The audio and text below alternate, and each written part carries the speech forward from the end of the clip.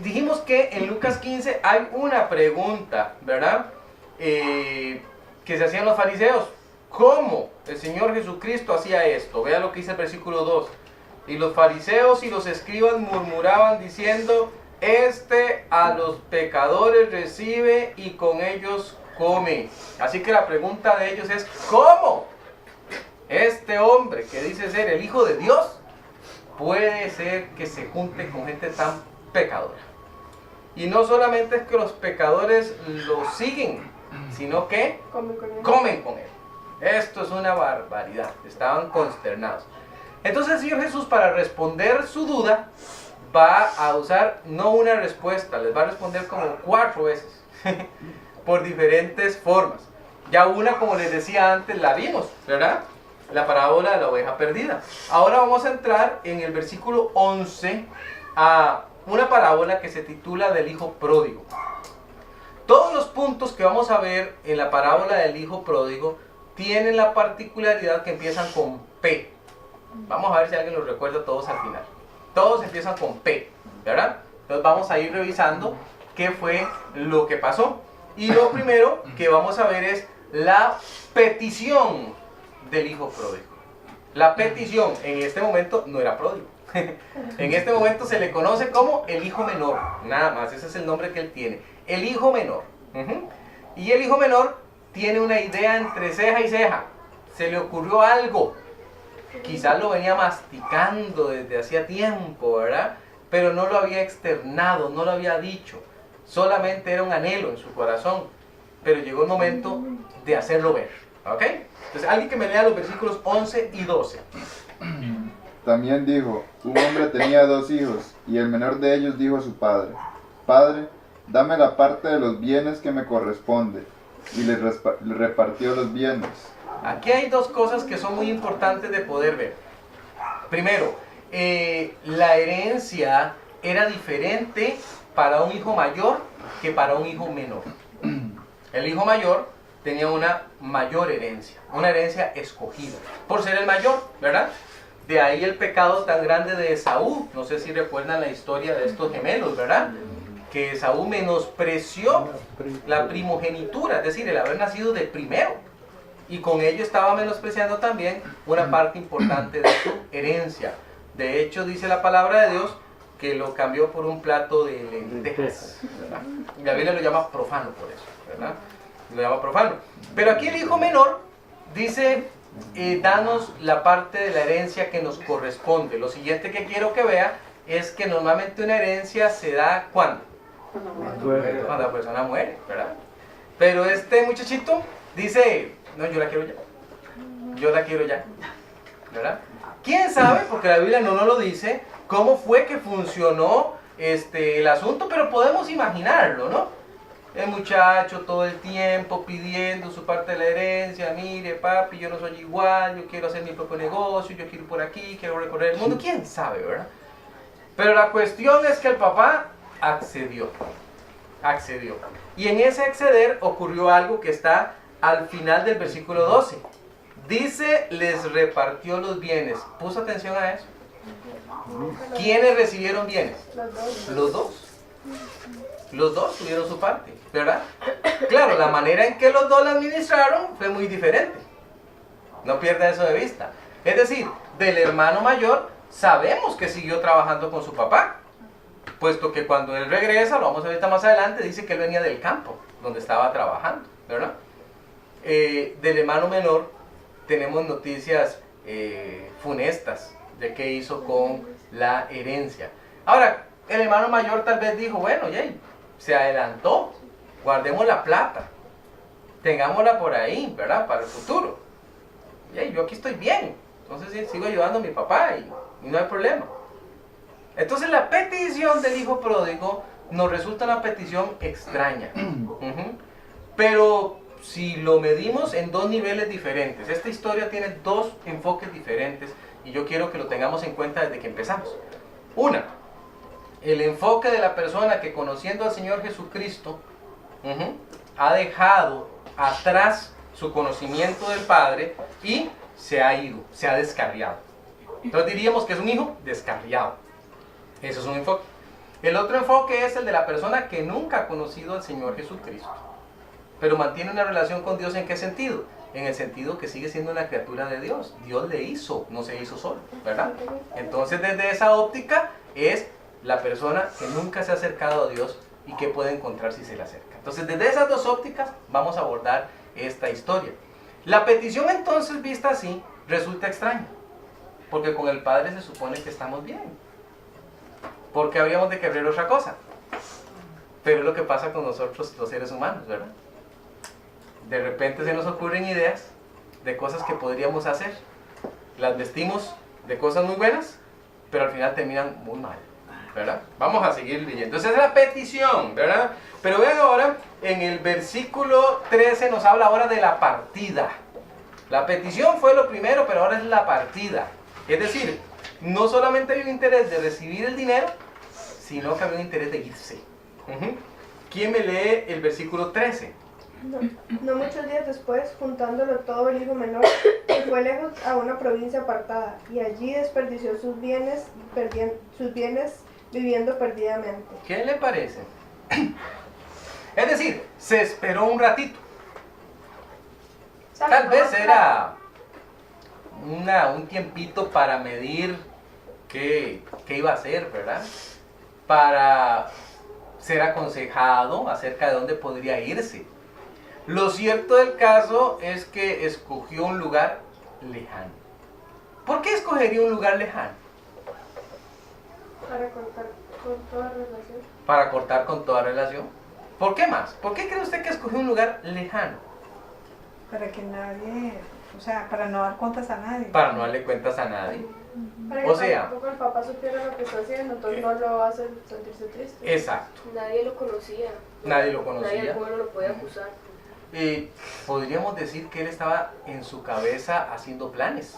Sí, porque si no, no se hubiera ido tan largo, ya lo tenía calculado. Y dice después que veía perdidamente. Entonces, como que ya tenía una idea de lo que iba a hacer y como que se la comentó a alguien. Porque ahora vamos a ver al final un poquito acerca de la vida que llevaba ese muchacho, ¿verdad? Pero el punto es que se va. Y el punto es que se va lejos. Ahora, quiero que piensen algo acerca de cuando uno se separa de Dios. ¿Qué es lo que pasa cuando uno se separa de Dios? O sea, pierde bendiciones, está La como... comunión. Pierde la comunión. Entonces, Está expuesto a que le pasen cosas malas. Se ha puesto que les pasen cosas malas. Y es como que cada día que pasa, la separación se va haciendo más marcada, ¿verdad? como un abismo. Más profunda. Cadena. Y va más, y va más, y va más, y va más. Hasta que pasa algo como lo que pasó con este muchacho que dice que él tocó fondo. Si el pecado lo aleja a uno realmente de la Lo gente que aleja. lo quiere. porque- Lo aleja. Ahora, vea qué importante.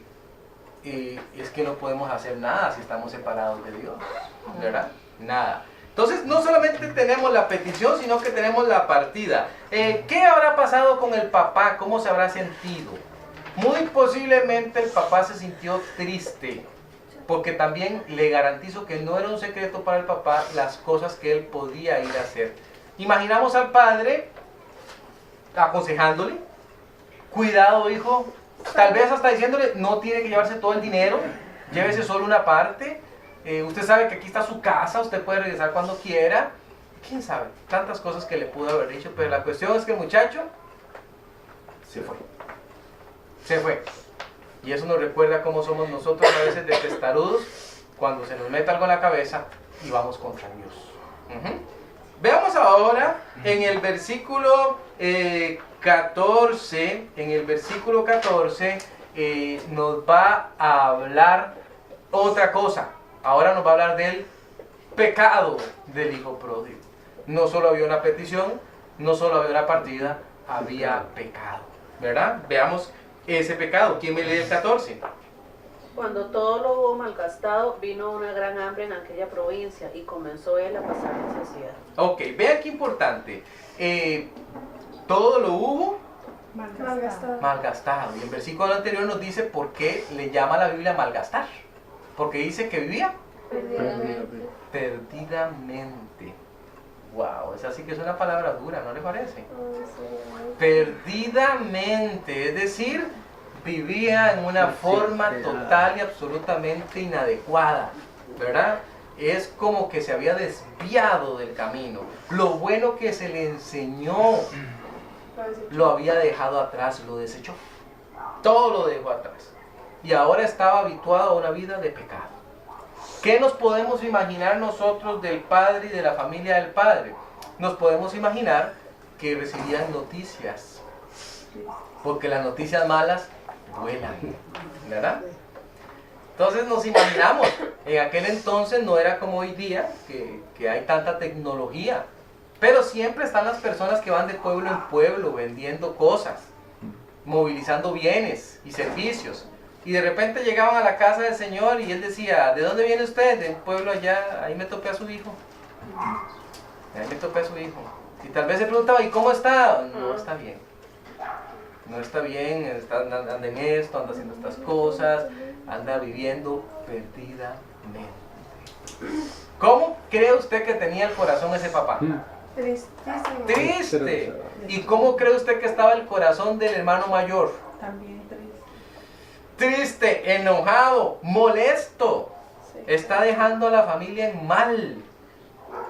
¿Por qué no se quedó aquí cerca, por lo menos? Nos está avergonzando a todos. Este parece que no conoce, ¿verdad? ¿Quién sabe? Quiere llamar la ¿Verdad? atención. ¿no? Quiere llamar la atención. Y muy mal, ¿verdad? Muy mal. Pero, producto de su pecado, en el versículo 15, nos habla de su penitencia. Habla de su penitencia. Y fue y se arrimó a uno de los ciudadanos de aquella tierra, el cual le envió a su hacienda para que apacentase cerdos. Aquí no sabemos exactamente cómo ocurrió ese aproximarse. No lo sabemos, porque la Biblia no nos lo dice. Pero la cuestión es que él se acercó. No parece que la intención fuera pedir un trabajo. Más bien parece que el resultado fue que lo mandó a trabajar. Pero no llegó a pedir Que es comida porque diferente. tenía hambre. Que es diferente, ¿verdad? O sea, no fue que él dijo, uy, vengo a trabajar, ayúdenme, no, sino llegó tal vez, como bien dice mi hermana, a decir, mire, tengo hambre, bueno, y aquí mucho que hacer. Póngase a trabajar y cuando finalice el día, va a tener ahí para comer, ¿verdad? Siempre que yo leo esta parte me pongo a pensar qué dura que era la experiencia para este muchacho. Porque él llega con hambre y llega a trabajar con hambre. Es que una cosa es que usted diga, bueno, ya comí y ahora al final del día me pagan, porque así funcionaba, eso se llamaba el jornal, o sea, el pago diario. O sea, no había un pago quincenal, no, el pago del día de trabajo, ¿verdad? Yo trabajé tantas horas, aquí está su pago, ¿verdad? Ahora él tenía que esperar toda la jornada para que por fin le pagaran y entonces poder buscar comida. Y lo ponen a hacer un trabajo que por lo menos para una persona judía, que es a ellos a quienes está hablando el Señor Jesucristo, pero otros acá, era un trabajo denigrante, era un trabajo prohibido, era un trabajo que no se debía hacer, ni siquiera arrimarse a esos animales. Pero ahora él no solo está arrimado, no solo los está alimentando, sino que nos va a decir más la Biblia acerca de su penitencia. ¿Quién me lee el 16? Y deseaba llenar su vientre de las algarrobas que comían los cerdos, que nadie le daba. Ok, vea qué importante. ¿Qué son ¿Verdad? algarrobas? Estas algarrobas eran como una especie de vegetal que se le daba a los cerdos. Eso está cocinado, ¿verdad? Imagínese usted lo más cercano acá, como que usted le va a comer a los cerdos vainicas. Tiene un montón de vainicas ahí, ¿verdad? Crudas. Y lo curioso es que no solo están crudas, es producto del deseo de él. Él quiere comer aquello. ¿Quién de nosotros ha pasado por un chiquero y ha visto cerdos comiendo y ha dicho, uy, qué rico? Mamá, El cerdo de Solo el olor del chiquero ya hace que uno se desanime, la presencia. ¿verdad? La presencia de los animales sucios. Es más, los alimentos mismos sucios. Porque ni modo que los estaban dando así limpiecitos, eso está sucio. Y él, observando a los cerdos comer, decía, yo también quiero. Yo también quiero. Ahora, ¿qué pasaría si uno toma de eso que están comiendo? ¿Verdad? De repente lo llamarían loco, ¿cierto? ¿Y a qué le pasa a usted? Usted está loco. No se tiene mucha hambre. Pero difícilmente a usted alguien le diría, hey, no se coma eso, es para los cerdos, no es para usted. ¿Verdad? No nos imaginamos eso. Tal vez alguien diría, por salud no se lo coma.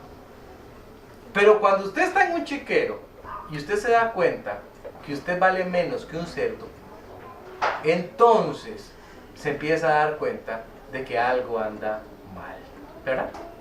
¿Cierto? Pero eso es lo que hace el mundo. ¿Verdad? Eso es lo que hace el mundo. Si a este muchacho le hubiéramos preguntado, hey, imagínense que llegamos a el chiquero y lo estamos entrevistando, ¿verdad? ¿Cómo se siente usted ahora?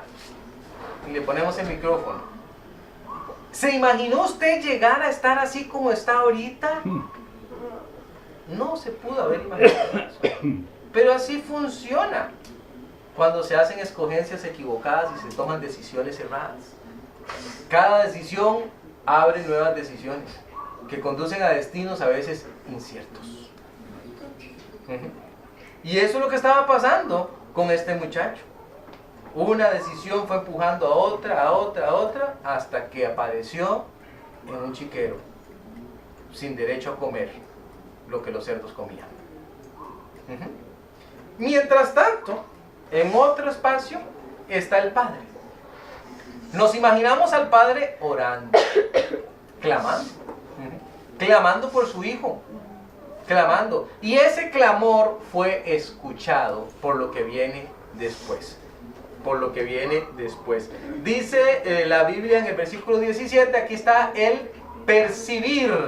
Percibir, aquí percibió algo este muchacho que no había percibido antes. Algo interno, algo profundo, algo que no se puede explicar con palabras. De ahí que tengamos que orar. La mayor parte de los testimonios de personas que han estado involucradas en problemas serios que les llevaron a tocar fondo, llámese por ejemplo adicciones, llámese por ejemplo situaciones que les llevaron a calle, etc. Y cuando esas personas cuentan su testimonio, normalmente relatan un episodio donde volvieron en sí. Curiosamente la gente les habló. Hubo personas que llegaron y le dijeron, le aconsejaron, salga de eso, no haga eso, y a ninguno le hizo caso. Pero un día de tantos pasó algo que los hizo percibirse, ¿verdad? Algo les despertó, algo les hizo volver en sí. Y es que esa frase está perfecta, ¿verdad? Porque es como que hubiesen estado viviendo en no todo el rato, ¿verdad? Y ahora algo. Aquí ocurrió en el versículo 17, observe. Y volviendo en sí. Y volviendo en sí. Algo estaba apagado y ahora se encendió. Dijo, ¿cuántos jornaleros en casa de mi padre tienen abundancia de pan? Y yo aquí perezco de hambre. Percibió lo que antes no percibía. Tal vez hasta recordó, mi papá me dijo esto. Mi papá me dijo que esto me iba a pasar. Mi papá me lo advirtió tantas veces. Y yo era tan ciego que no lo podía ver. Pero ahora lo pudo ver con toda claridad. Y dijo, ser jornalero aquí o ser jornalero en la casa de mi papá, hay diferencia. Me va mejor en casa de mi padre, ¿verdad? Y decide entonces regresar, ¿verdad? Decide entonces regresar. Hay algo que rescatar en este volver en sí, y que siempre lo decimos, y lo decimos muy enfáticamente. La gente pregunta, ¿por qué razón el padre no fue en busca de su hijo? Es una muy buena pregunta, ¿no le parece? Dado que suponemos que tuvo que haber recibido noticias, dado que sabemos que tenía recursos, pudo ir a buscarle, ¿verdad? Es más, imaginamos que le mandaba recados con alguno de estos comerciantes, pero no fue, no le fue a buscar. hizo lo único que podía hacer en este caso: pedir por él y esperar. Y esa es una lección que tenemos que aprender. Muchas veces las personas no llegan a volver en sí porque no se los permitimos. Siempre estamos sirviendo de colchón para que no caigan. Y a veces Dios quiere hacerles caer para que vuelvan en sí. Y es algo que necesitamos aprender, aunque a usted le suene muy duro. Aunque le suene muy duro. A veces nosotros estamos interviniendo, metemos las manos, y es como que Dios quisiera concretar algo, pero nosotros no dejamos que eso pase. Cuidado, ¿verdad? No fue la técnica que usó por lo menos el papá del hijo pródigo.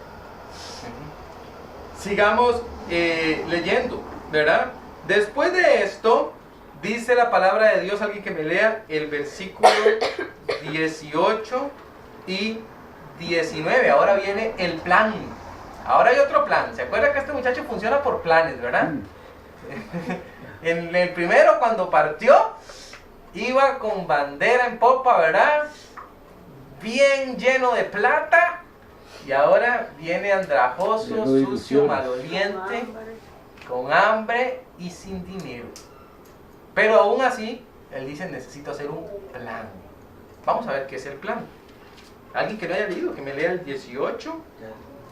Alguien que no haya leído. Me levantaré e iré a mi padre y le diré: Padre, he pecado contra el cielo y contra ti, ya no soy digno de ser llamado tu hijo.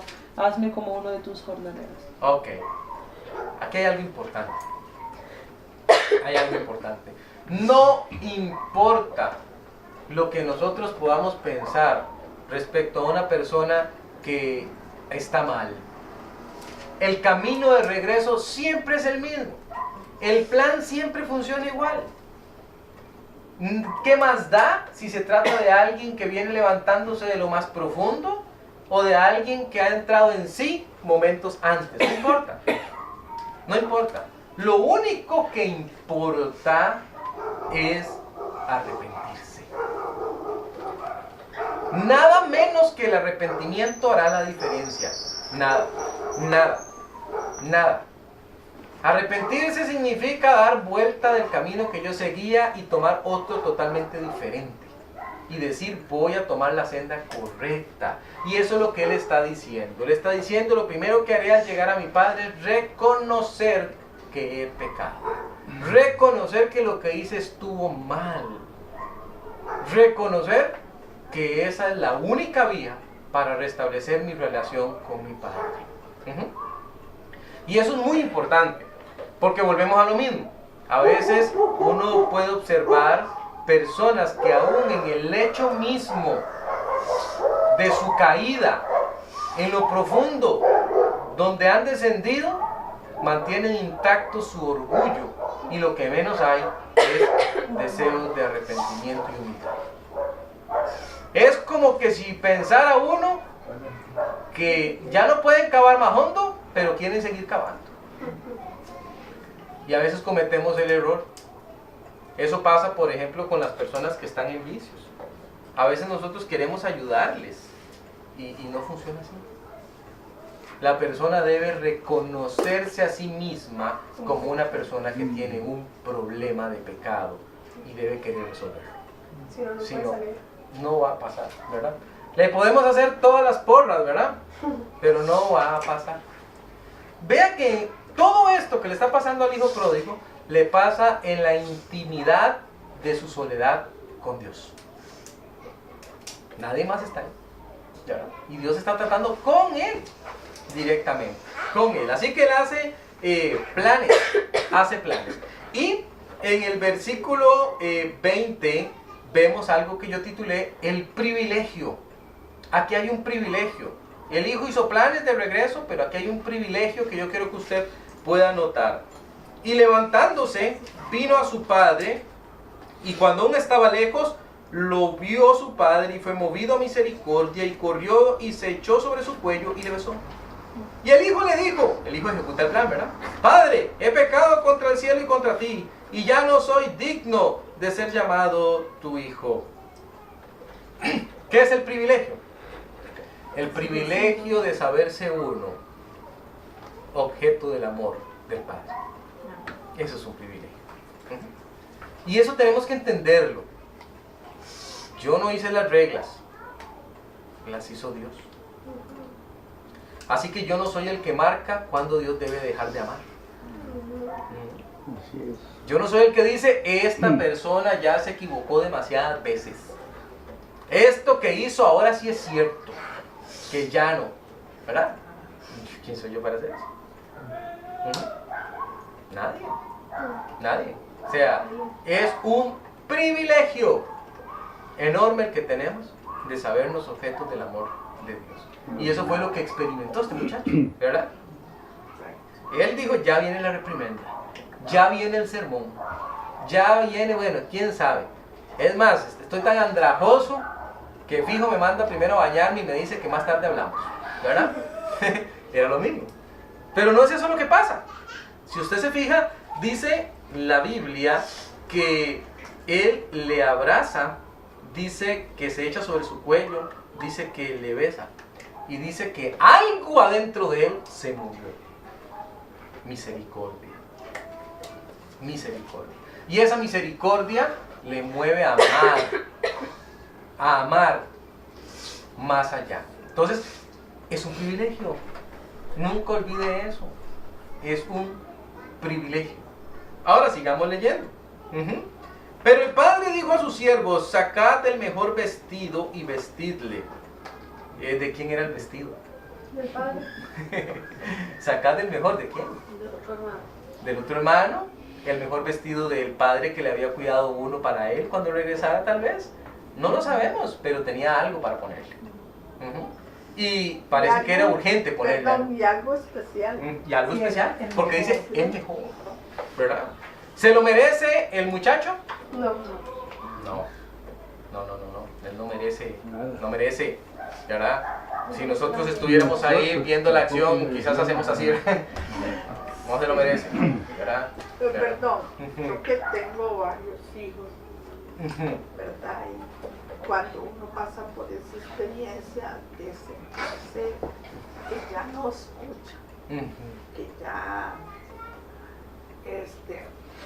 por más de que usted quiera acercarse, no se lo permite. Ajá. Y yo digo, qué tremendo, ¿verdad? Pero cuando ya ellos, como dice usted, que como llegó el padre y lo abrazó, ya uno ay, ya, Señor, Exacto, ya llegó. puedo acercarme a él. Ya llegó la luz. Sí, muy Qué cierto. cosa maravillosa. Amén, es eso. amén. Y vea qué interesante. Póngale un anillo en su mano. Póngale un anillo en su mano. Qué interesante, ¿no le parece? ¿Quiénes usaban anillos? ¿Cómo estarían las manos de él? Y el padre dice, hay un anillo. Quizás le dirigió en la repisa, en tal, hay un anillo. Es el de mi hijo. Tráigalo. Claro, vamos a ponerse. Claro. No cualquier anillo funciona. ¿Verdad? ¿Usted sabe eso? Funciona el que cabe en el dedo. Hay uno especial. Es como que el papá tenía todo listo, ¿verdad? Quizás había soñado con el día cuando él regresara, Lo ¿verdad? estaba esperando. Lo estaba esperando. Sí. Póngale un anillo y póngale calzado en sus pies. Él se fue con calzado, ropa fina, y regresó destruido. Destruido, pero ahora el padre dice, vamos a hacer algo especial. No solo eso, dice, traed el becerro gordo y matadlo. Y comamos y hagamos fiesta porque mi hijo muerto era y ha revivido, se había perdido y es hallado, y comenzaron a regocijarse. Ese es parte del privilegio que tenemos como hijos, ¿verdad? ¿Qué le parece? ¿Se armó el fiestón? Ahora, ¿cómo habrá funcionado la gente? Yo sé cómo funciona la gente. Quizás los criados estaban no muy contentos. Del lado del mayor. Del lado del mayor. Y todos se volvían a decir, espérese que llegue el mayor. aquí se va a armar. Porque no mandó a matar cualquiera. Fue el becerro gordo. El que más cuida al mayor. ¿Verdad? El becerro gordo. Parece que el becerro gordo tenía en este caso una connotación importante. ¿Verdad? Es vaya, asómese y busque lo mejorcito que hay. Lo vamos a cocinar. Y vamos a armar una fiesta. ¿Se imagina usted? Ese es el regreso. Yo no me imagino que ese sea el regreso, ¿verdad? El hermano quizás hizo muchas ideas en su cabeza de cómo sería el día si es que llegaba a regresar, si es que llegaba con vida. Pero me imagino que en ninguno de sus cuadros había algo ni siquiera semejante a esto. De repente uno tendría ideas, ¿verdad? Uno diría, no, que regrese, lo vamos a poner a vivir allá larguito y que después de unos días demuestre a ver si es cierto que cambió. Y si cambió, pues ya ahí le vamos dando un poquito más de confianza, ¿verdad? Pero el padre no hizo eso. El padre dijo, es el hijo. Y es un privilegio que solo los hijos tienen. Quizás los criados se sentían un poquillo incómodos porque decían, bueno, tal vez había criados muy bien portados. Y decían, ¿y este? Pero ellos son criados. Este es el hijo. Es su privilegio, ¿verdad? No pierda de vista eso. Ahora sí, veamos qué pasó. La pena le puse a este último punto, porque aquí hay algo que da mucha pena. Vamos a ver qué es. Y su hijo mayor estaba en el campo y cuando vino y llegó cerca de la casa oyó la música y las danzas. Se armó el fiestón, ¿verdad? Y llamando a uno de los criados le preguntó qué era aquello. Él le dijo, tu hermano ha venido y tu padre ha hecho matar el becerro gordo. Mire cómo empezó, ¿verdad? Por haberle recibido bueno y sano. Entonces se enojó y no quería entrar. Salió por tanto su padre y le rogaba que entrase. Mas él respondiendo dijo al padre, he aquí tantos años te sirvo, no habiéndote desobedecido jamás, y nunca me has dado ni un cabrito para gozarme con mis amigos. O sea, no pedí el gordo, ¿verdad? Ni un cabrito. Pero cuando vino este tu hijo, aquí es donde vemos qué tipo debía llevar el hijo. Que ha consumido tus bienes con rameras, has hecho matar para él el becerro gordo. Otra vez el becerro gordo. Él entonces le dijo, hijo, tú siempre estás conmigo y todas mis cosas son tuyas. Mas era necesario hacer fiesta y regocijarnos porque este tu hermano era muerto y ha revivido, se había perdido y es hallado. ¿Verdad? Esto lo narró el Señor Jesús. La misericordia. Esto lo narró el Señor Jesús para responderle a los hombres de aquella época que le consultaron, ¿por qué comes con pecadores? ¿Verdad? Y él les responde, porque estos necesitan ser hallados. Y cuando les hallamos, hay gozo, hay regocijo, ¿verdad? Hay fiesta, porque estaba perdido y es ahora hallado. ¿Por qué le puse este último punto? La pena. Porque la actitud del hijo mayor está total y absolutamente justificada, ¿sí o no? Sí. Yo hubiera actuado igual. Cuidado que peor, porque él dice que no entraba, yo ni me quedo, me voy. No le doy chance a mi papá de que salga a decirme nada, me voy, Yo sí le digo de todo. me desaparezco. Y que me vaya a buscar por allá largo, ¿verdad? No se la pongo tan fácil, del enojo, ¿verdad? Oye, sí, es De la que es cólera. tremendo. Bueno, como les digo, yo tengo 6 y bueno, los dedos de la mano no son iguales, ¿verdad? Y cada uno actúa en su forma diferente, ¿verdad? Pero era tan desbordante el amor de aquel padre, digamos, como les digo yo, cuando yo veo que ya ahora sí, ya Claro. les cambió, ya ahora están Ya regresó, ya le veo como antes, tal vez y decía. entonces uno hace todo lo posible por congraciarse Ah. con él, ¿verdad? Decirle, vea, sí, yo estoy aquí, lo amo. A pesar de, lo amo. Sí. Y eso es lo que el Padre estaba haciendo. El Padre aquí simboliza a nuestro Dios. Nuestro El Dios. amor de Dios. Con un amor superior, incondicional. Pero cuando decimos la pena es porque aquí hay detalles que no son ciertos. Cuando el Hijo dice no te he desobedecido nunca, hace alarde de una perfección que no tenía. Porque somos humanos y todos nos equivocamos, ¿verdad? Pero Él mismo había colocado dentro de su ser una especie de soberbia, de orgullo, y se creía mejor. se creía mejor. No te desobedezco, yo sí trabajo. Yo sí guardo tus bienes. Soy mejor. Y no me has tratado igual. En cambio este otro, y eso da pena, porque muchos se ven así. Se ven tan impresionantemente buenos que dicen, me merezco el amor del Padre. Me lo merezco. Por eso decía el Señor Jesús a muchos que le escuchaban en su tiempo, les decía, las rameras, los publicanos van adelante de ustedes, les decía a esos soberbios, van adelante de ustedes al reino. Porque ellos sí se creyeron necesitados de ese amor. En cambio ustedes, ¿no? Creen que se lo merecen. Por obra. Y aquí está este hijo diciendo, yo me merecía el becerro gordo.